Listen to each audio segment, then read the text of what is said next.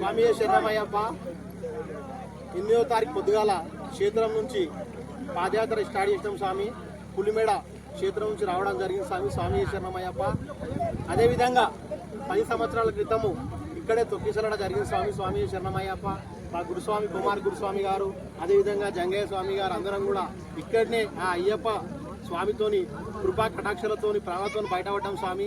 అదేవిధంగా 10 సంవత్సరాల తర్వాత మళ్ళీ ఇదే రూట్ల పాదయాత్ర రావడం జరిగింది స్వామి శరణమయ్యప్ప. మేము ఆ రోజు బతికి బట్టబట్టకపోతుంటాం స్వామి శరణమయ్యప్ప. ఇవన్నీ చూడడానికి ఇక్కడ చూసిన శివాలు అవే ఉన్నాయి స్వామి శరణమయ్యప్ప. ఆ రోజు ఆ దేవుడు అయ్యప్ప దేవుడు అనుగ్రహించి నన్ను, జంగయ్య స్వామిని, కుమార్ స్వామిని, అదేవిధంగా 20 మంది స్వాములను ప్రాణాలతో ఇంటికి పంపించడం జరిగింది స్వామి శరణమయ్యప్ప. మరికొద్ది క్షణాల్లో మనం ఒక 2 గంటల్లో స్వామి సన్నిధి చేరుకుంటాం స్వామి శరణమయ్యప్ప. స్వామి